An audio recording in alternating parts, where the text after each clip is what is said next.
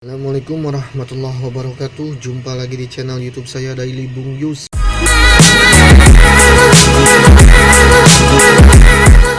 Okay guys, for at the moment I will talk about kamar mesin.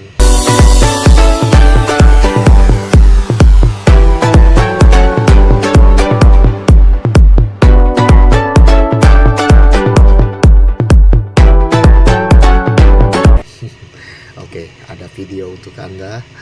Ini adalah ya kamar mesin lah. Jadi supaya bagi kalian para pemula atau yang sudah tahu ingin mengetahui bagaimana sih kamar mesin di kota besar itu, ya seperti ini. Jadi di video ini saya akan menjelaskan lah sedikit spesifikasi mesin. Oke, langsung saja kita ke monitor. Jangan lupa subscribe dulu, share dan like ya. Jangan mikir terus virus corona yang membuat berdampak langsung kepada para pelaut Indonesia, bahkan pelaut dunia. Bagaimana tidak, yang sempat belum join harus di cancel, yang udah join pun dipulangin, termasuk saya juga ini. Belum tahu kejelasan ke depannya. Oke, langsung saja kita ke monitor daripada mikir-mikir yang gak jelas. Oke, di monitor ini ada mesin merek BMW. Nah, yang punya 8 silinder. Ini kilowattnya satu mesin itu 5200. Satu mesin itu 5200-an lah, mempunyai 4 engine. Tinggal kali 200 dikali 4 berapa, itu barusan flywheel ya, yang besar roda. Nah, yang rodanya ini, nah ini flywheel namanya nih, flywheel ya, flywheel berfungsi untuk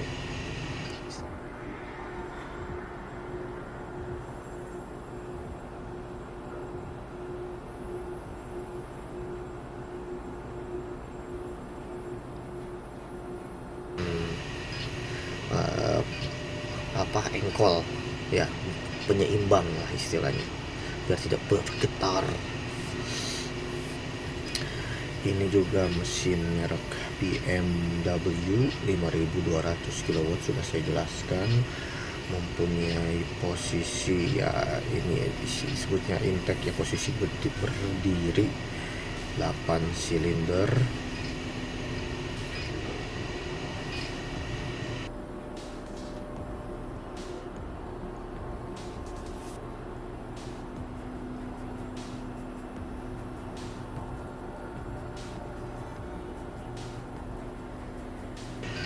Dibuatnya itu tahun 1995, mesin tua juga sebetulnya ya.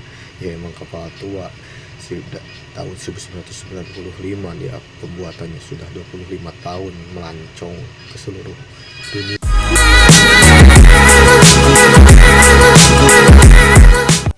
Oke, the next ini adalah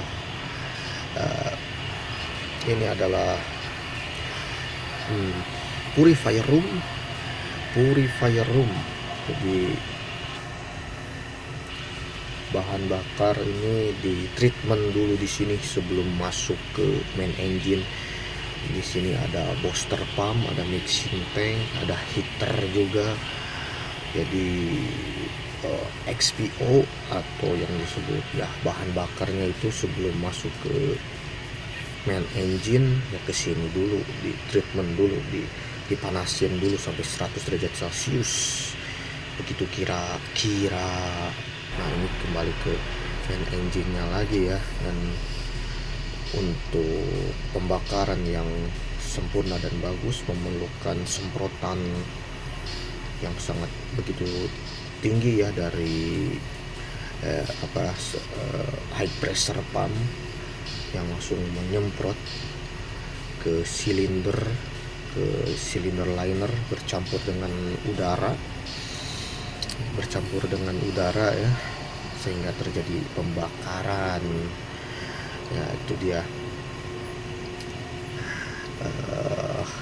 kecepatan anginnya itu karena disebut high pressure pump, sangat begitu tinggi, 200 sampai 400 bar. Itu dia kecepatan anginnya, itu sangat begitu cepat sekali. Ya, ini sekitar ruang mesin saya di engine room.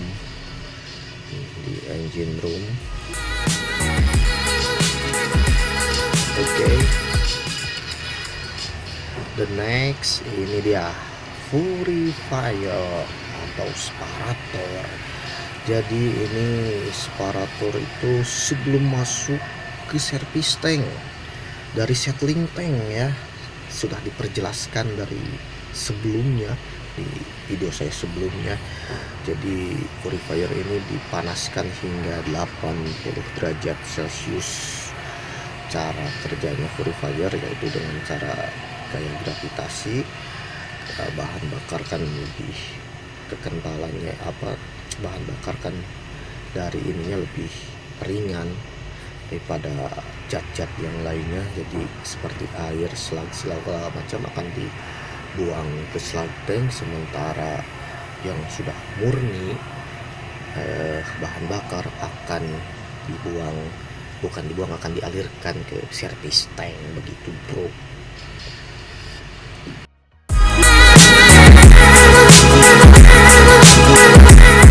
Oke, dan ini adalah ruangan press water generator atau untuk pembuatan air tawar dari air laut. Wow, ini dia. Kita di sini tuh mempunyai 3 press water generator untuk pembangkit pembuat air tawar ya. Press water generator 2 unit dan 1 unit lagi osmosis. Cara kerjanya ya begitu. Jadi dari kondensor itu air laut masuk dulu kondensor, dari kondensor itu dikondensasi, diembunkan dan masuk ke press water dan masuk air laut itu masuk ke evaporator. Di evaporator dipanaskan.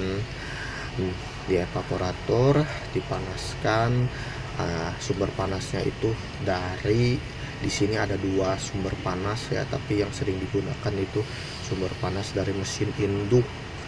Jadi panasnya mesin induk yang dialirkan oleh oleh heat pump atau disebut jacket pump di sini dimasukkan ke evaporator ya, dari panasnya mesin induk ya 60 sampai 70 derajat. Cuman dari 60 sampai 70 derajat ini kan istilahnya ya tidak maksimal untuk menanaskan air ya. Makanya itu divakum dulu evaporatornya sehingga 60 sampai 70 derajat pun bisa menjadi air tawar. Nah, dan di situ juga ada brim pump. Brim pump itu untuk memisahkan ya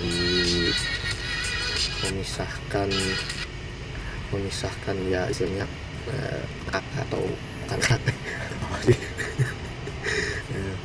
itu memisahkan ya, air laut kan asin istilahnya, garamnya dipisahkan sama brim pump langsung disedot keluar ke overboard ya. Begitulah kira-kira cara kerja press water generator. Saya belum 100% memahaminya,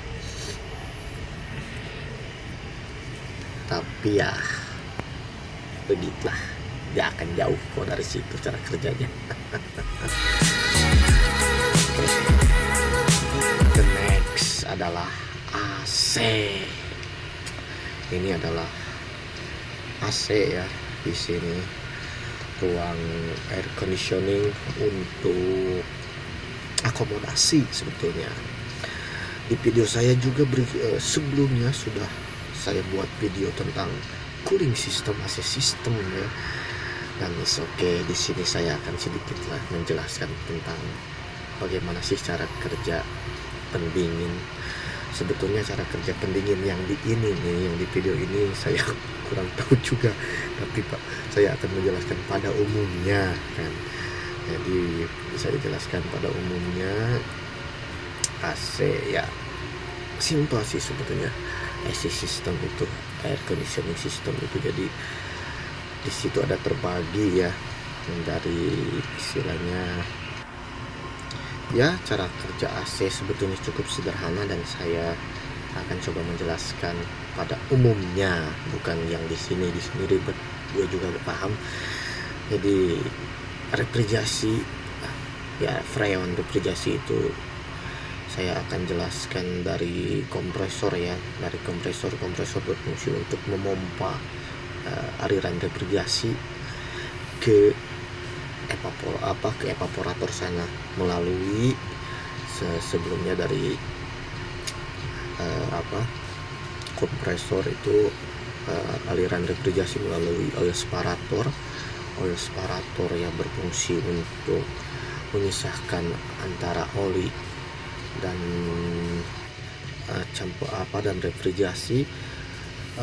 Olinya akan kembali ke kompresor dan refrigerasinya akan ke kondensor. Dari kondensor aliran refrigerasi ini dirubah dari berbentuk gas. Sebelumnya kan gas aliran refrigerasi itu freon itu ya. Jadi freon itu istilahnya ini dari kompresor ke evaporator itu disebutnya high pressure. Ini langsung dari kondensor itu dirubah gas menjadi cairan. Nah, udah ada ke kondensor ya, langsung ke receiver atau penampung. Di situ ditampung istilahnya ya, dari cairan dari gas ke cairan itu. Sesudah itu ya menuju ke dryer ya, penyaring, semacam penyaring lah istilahnya. Jadi airnya dipisahkan begitu. Terus lagi ya ada looking glass juga. Di situ kita bisa lihat gitu aliran freon itu. Terus ada apa lagi ya, lupa saya. Oh iya, ada aliran apa itu lupa geng. Oh iya, ingat sekarang. Solenoid valve untuk membuka dan menutup aliran dari refrigerasi itu. Terus itu ada lagi dari solenoid valve itu terus katup ekspansi. Nah, ini dia yang paling penting, katup ekspansi sebelum masuk evaporator itu pembagi ya, atau istilahnya pengatur, memanage aliran dari refrigerasi itu ke evaporator. Di evaporator ada kipasnya itu ya ventilasi ya, untuk menyebarkan pendinginan ke semua ruangan gitu ya, ke ruangan yang dialiri pendingin. Dan evaporator juga itu dirubah kembali dari bentuk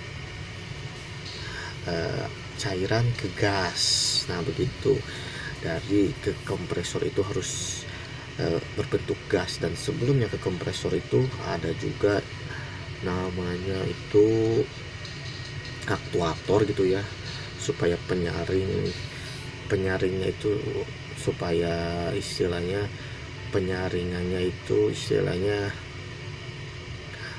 penyaring aktuator ya salah satu penyaring gas cairan ya. Cairannya dikembalikan ke evaporator, cairannya dikembalikan ke evaporator, dan gasnya ke kompresor itu yang dinamakan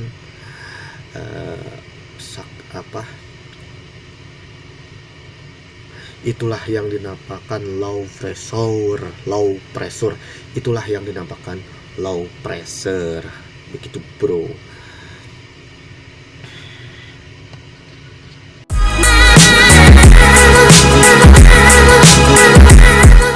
Gear setiap hari saya bersih di sini.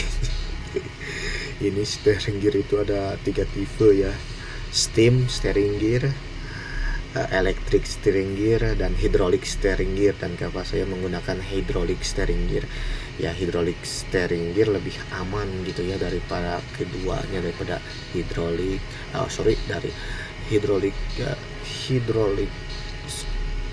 hydraulic steering gear lebih aman daripada electric steering gear dan steam steering gear. Inilah steering gear ya, jadi untuk membelokkan kapal gitu ya. Iyalah, soalnya ini meskipun kita yang rawat, tapi orang dek yang kapten nih, ya orang dek lah istilahnya, yang memfungsikan steering gear ini. Ya ini tipe hydraulic steering gear tuh ada majun. Setiap hari saya gosok tuh sampai mengkilap. Oke bro, sekian dulu video kali ini. Sampai jumpa lagi di video-video saya berikutnya ya. Saya Bung Yus dari Eropa. Salam pelaut Indonesia Raya. Merdeka, merdeka, hiduplah Indonesia Raya.